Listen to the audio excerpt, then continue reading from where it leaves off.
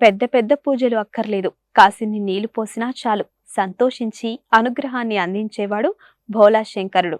ఏ రూపంలో పూజించినా ఆయన మనల్ని కరుణిస్తాడు. ఆలయాలు ఏ రూపంలో ఉన్నా మనిషికి ఏదో విధంగా ఉపయోగపడుతూ ఉంటాయి. మనిషిని అన్ని విధాలుగా ఆదుకుంటూ ఉంటాయి.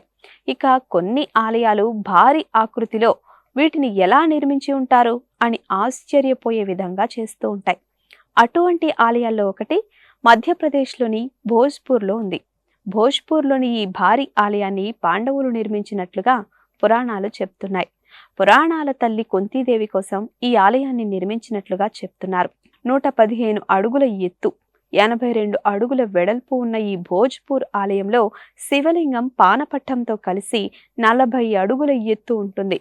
పానపట్టంపై 7.5 అడుగుల ఎత్తులో శివలింగం ఉండడం విశేషం. ఇంత ఎత్తైన శివలింగం ముందు భీముడు మోకాళ్లపై కూర్చుని పువ్వులతో నిత్యం పూజలు చేసేవాడని పురాణాలు చెప్తున్నాయి. ఇంత భారీ ఆలయాన్ని పరామర రాజవంశంలో ప్రసిద్ధ రాజైన భోజారాజు ఈ దేవాలయాన్ని నిర్మించినట్లుగా చరిత్రకారులు చెప్తున్నారు.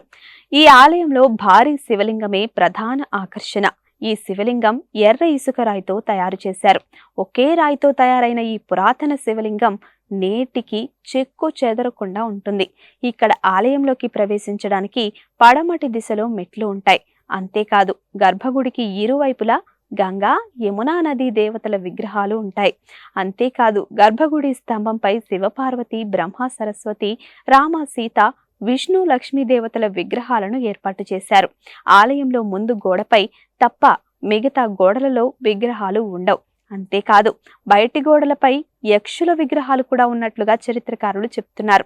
ఈ ఆలయాన్ని నిత్యం వందలాది మంది భక్తులు స్వామిని దర్శించుకుంటూ ఉంటారు, అభిషేకం చేస్తూ ఉంటారు. గుజరాత్ సోమేశ్వర ఆలయం మాదిరిగానే భోజ్పూర్లోని ఈ ఆలయాన్ని కూడా సోమేశ్వర ఆలయంగా పిలుస్తారు. అసంపూర్ణంగా నిర్మించడం వెనుక అనేక కథనాలు ప్రచారంలో ఉన్నాయి.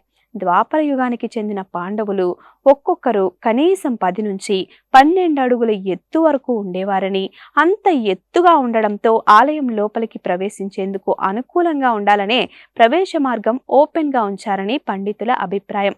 Please subscribe to the channel and download the Politicos app from the links in the description.